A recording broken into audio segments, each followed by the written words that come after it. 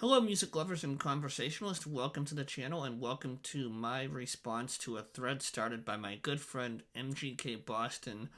In this video, Mike wants us to show 5 albums of our youth, I guess you could say, or when we were between the ages of 12 and 13 that we were listening to. And not only do I have the 5, but I got one bonus one for everybody that I'll share at the end. And here's the stack right here. And I was giving it some thought, and I kept putting albums in and taking them out, and I guess, kind of doing the musical hokey pokey or whatever you want to say. But anyways, or the record hokey pokey, if you will. But I've seen some good responses. And this is a fun video, and I'm looking forward to making my response here. And thank you, Mike. And without any further delay, the first album I'm going to share with you all is one that I remember owning on cassette at one point, and I'm not sure what happened to that cassette. It's probably long gone from now, but this is an album that I'm sure, like many of you, would hear this song or one of the hit songs off of the album, "A Walk of Life," and it's from Dire Straits, "Brothers in Arms." Just absolutely love this album from my age 12 and 13 years, and I still consider it one of my favorites in terms of sentimental value. So I had to show this one from that time period. Next up is one. Which one do we have here?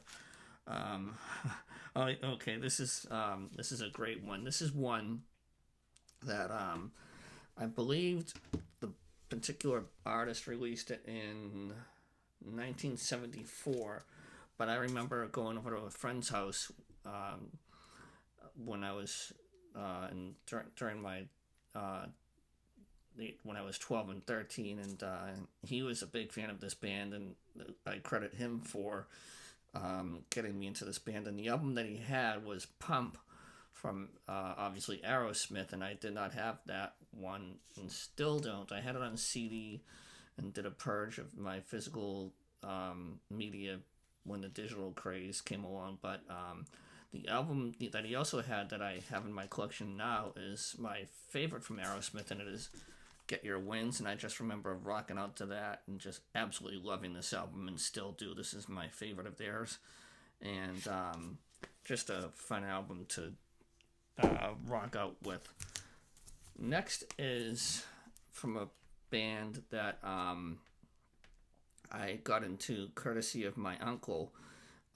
He is a big fan of all sorts of music, and really a lover of the Beatles, and also The Who. And the album that I first heard from The Who is not my favorite of theirs, which is Quadrophenia, but it's Tommy. And this is the double LP from the Abbey Road Studios, that half-speed mastering that they released a little while back. Such a phenomenal recording, such a phenomenal album. I had the privilege of seeing the musical, probably, oh geez, I'm thinking early 2000s, maybe even a little before that, in Boston, and that was just an excellent show. So this is, I think we're on number 3 now for records. This is number 3 in my what was I listening to at ages 12 and 13.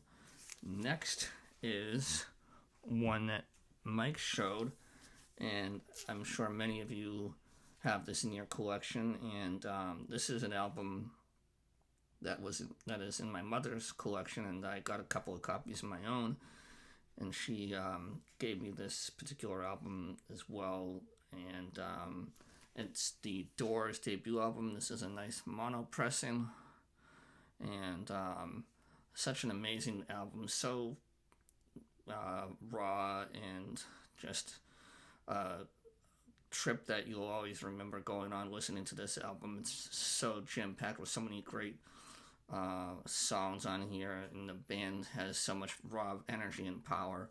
This one definitely has to be in my top 5 from when I was 12 and 13. Next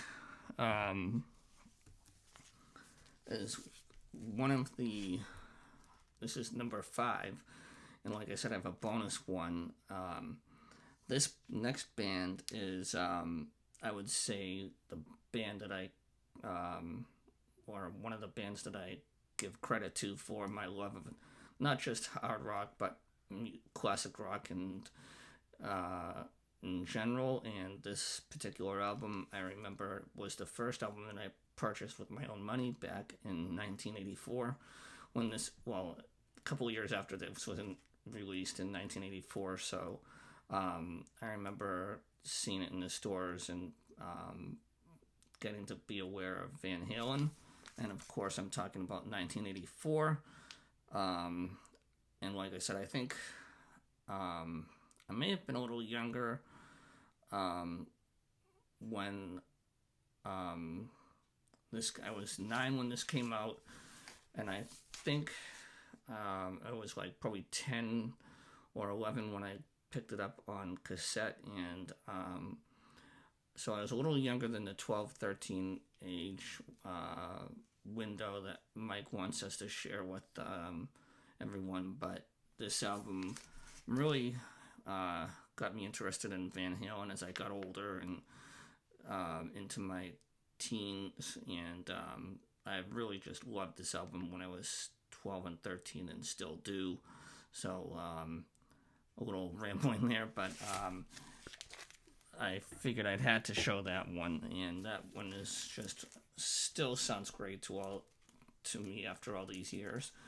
And last but not least, I could not do a top 5 list of favorite albums that I was listening to during my early teen years, 12, 13, 14. And it's none other than the king of rock and roll himself, Elvis Presley, with his first RCA release. And it still, to this day, is a sentimental favorite, one that I'll never get tired of, and just an excellent album to have in anyone's collection. So those are my 5+1 albums that I have for Mike over at MGK Boston. I'll post a link in the description below. Thank you so much for watching, and I hope your week is off to a great start wherever you are, and I'll talk to you soon. Take care. Bye-bye.